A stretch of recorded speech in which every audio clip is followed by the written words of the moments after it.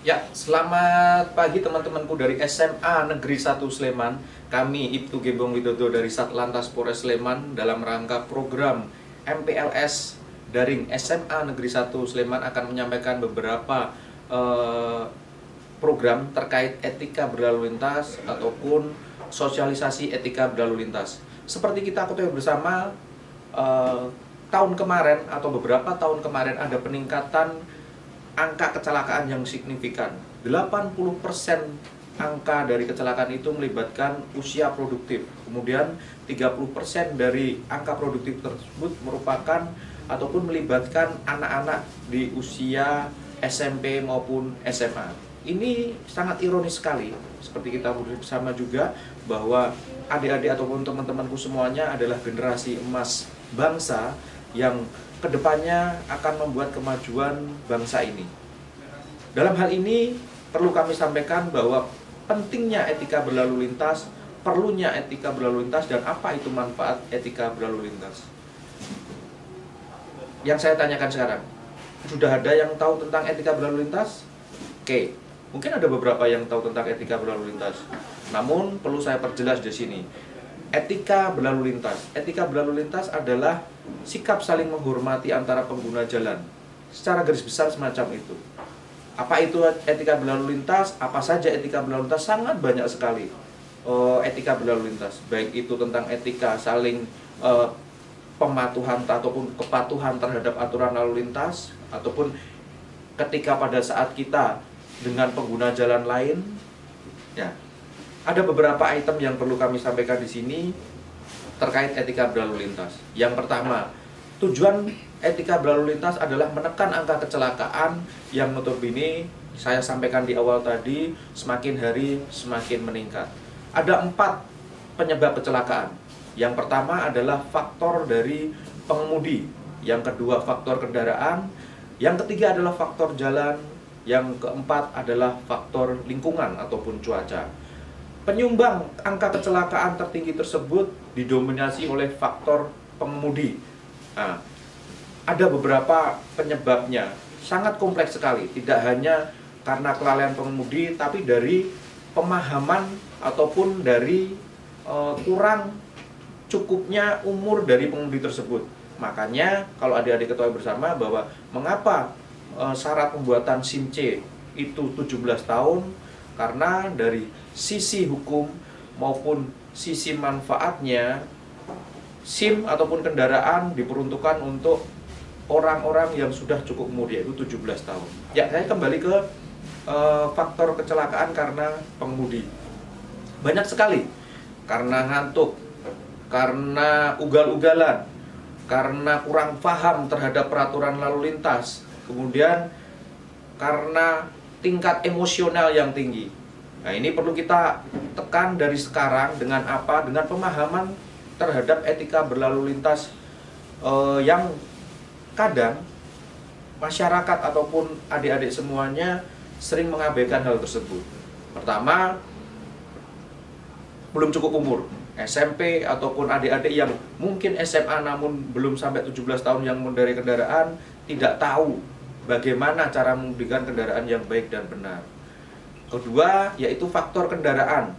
Faktor kendaraan bisa dikarenakan kendaraan itu tidak dilengkapi dengan kelengkapan yang seharusnya, dari ban, lampu, rem, kemudian perlengkapan lainnya yang harus ada. Kadang adik-adikku semuanya, baik SMP maupun SMA, yang masih sering ataupun suka dengan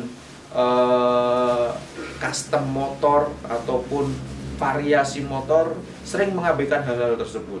Bannya dibikin kecil, menggunakan ban cacing yang menjadi tren pada akhir-akhir ini. Kemudian lampunya yang harusnya berwarna putih ataupun kuning diganti dengan warna lainnya. Ini sangat berisiko terhadap keselamatan adik-adik maupun keselamatan pengguna jalan yang lain. Sepele memang, mengganti ban dengan ban yang kecil, yang penting ada bannya Pak, tapi tidak semacam itu.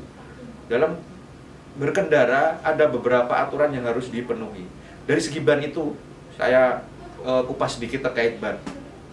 Ban diperuntukkan untuk kendaraan yang sesuai, misalnya ban dengan ukuran 225 berarti berat kendaraan yang menggunakan bahan tersebut sudah memenuhi uji teknis atau uji layak jalan dari dinas terkait, yaitu dinas perhubungan. Jadi bukan asal mengganti ban yang harusnya 250 atau 275 diganti dengan ukuran ban 225. Sehingga penggunaan ban cacing atau ban yang lebih kecil itu khusus untuk event-event tertentu, misalnya balap, drag race yang notabene sudah memenuhi kriteria keamanan dan keselamatan di jalan-jalan tertentu, bukan di jalan umum. Kalau kita bicara jalan umum, berarti adik-adik, teman-temanku sekalian harus mematuhi aturan yang berlaku, yaitu aturan Undang-Undang Lalu Lintas Nomor 22 Tahun 2009.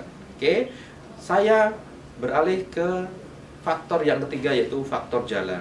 Kalau adik-adik biasa ke pegunungan, ke pantai yang notabene jalan berkelok-kelok, itu memerlukan keterampilan khusus, ya. Jangan sekali-sekali adik-adik yang belum cukup umur, belum melalui tingkat ataupun cara mengemudi pembuatan SIM, karena di SIM itu ada uji praktek maupun uji teori. Jangan sekali-sekali keluar kota ataupun keluar rumah menggunakan kendaraan tanpa memiliki kemampuan ataupun kompetensi terhadap kendaraan itu sendiri, ataupun yang dibilang dengan safety riding ataupun safety driving, ya. Yang keempat, penyebab kecelakaan yaitu terkait lingkungan. Memang sangat kecil penyumbang kecelakaan di karena lingkungan. Namun demikian tidak bisa kita abaikan, meskipun kecil, namun kadang lingkungan menjadi penyebab kecelakaan dengan fatalitas tinggi. Misalnya dalam keadaan bergabut ataupun hujan, jalan-jalan tertentu menjadi sangat licin dan tingkat keselamatannya sangat rendah. Kemudian saya beralih ke SIM yang saya sampaikan tadi. Jadi mungkin adik-adikku sekalian ada yang bisa ataupun ada yang sudah memenuhi kriteria umurnya, ada yang 17 ya. Kita ketahui bersama kelas yang ataupun kendaraan yang digunakan harus memiliki kriteria khusus. Jadi kalau ada membuat SIM, nanti ada tahapan-tahapan, ya. Saya sampaikan di sini tahapannya, yaitu Anda harus membayar BRI, kemudian sebelumnya melalui tes kesehatan, kemudian pendaftaran, input data, selanjutnya akan masuk ke ruang teori. Di ruang teori tersebut akan diberikan soal-soal terkait pengetahuan adik-adik tentang lalu lintas. Apabila adik-adik lolos dari ujian teori, akan berlanjut ke ujian praktek. Di ujian praktek, safety riding atau safety driving itu Anda ataupun adik-adik akan diuji dengan kemampuan dasar mengemudi kendaraan roda 2 apabila SIM C yang akan dibuat. Salah satunya zigzag, kemudian melewati angka 8, dan kemampuan menghentikan kendaraan dalam kondisi tertentu. Nah, kita harapkan melalui tes ini adik-adik sekalian bisa ataupun paham tentang aturan lalu lintas yang berada ataupun yang akan adik-adik lakukan di jalan. Kemudian yang ketiga, ada namanya tes praktek di luar. Jadi adik-adik nanti setelah lulus dari tes teori, kemudian tes praktek, akan mencoba kendaraan di luar. Nah, itu pengetahuan ataupun sekilas info dari kami. Nanti akan kami lanjutkan dengan beberapa info terkait pengetahuan lalu lintas, supaya adik nanti bisa dibekali kemampuan dasar dalam mengemudi. Selanjutnya ada beberapa item yang nanti akan kita sampaikan ketika kami melaksanakan program safety riding di sekolah adik-adik dalam waktu yang lain.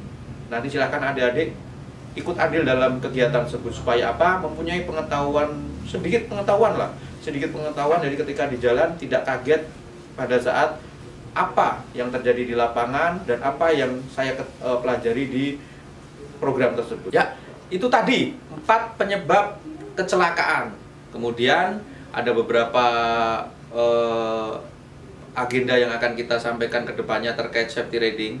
Yang terpenting, adik-adik semua atau teman-temanku semua di SMA Negeri 1 Sleman ini masih belum diperbolehkan mengendarai kendaraan roda 2 maupun roda 4, sehingga dilarang berangkat ataupun kembali ke rumah menggunakan kendaraan roda 2. Silahkan bilang sama orang tuanya, Pak, Bu, Pak D, Bude, Mbah, Kakung, saya tidak boleh atau belum saatnya mengendarai kendaraan roda 2, tolong antar kami ke sekolah, tolong antar kami ke tempat tujuan, ya. Sehingga Anda ataupun adik-adik semuanya baru boleh mengendarai kendaraan bermotor apabila sudah satu berumur 17 tahun, kemudian memiliki kompetensi dasar terkait mengendarai kendaraan roda 2 dengan apa? Mengikuti syarat-syarat ataupun tes-tes yang dilaksanakan di Satpas Polres Sleman. Demikian kami dari Satlantas Polres Sleman, ada kurangnya kami mohon maaf. Stop pelanggaran, stop kecelakaan, keselamatan untuk kemanusiaan. Yes.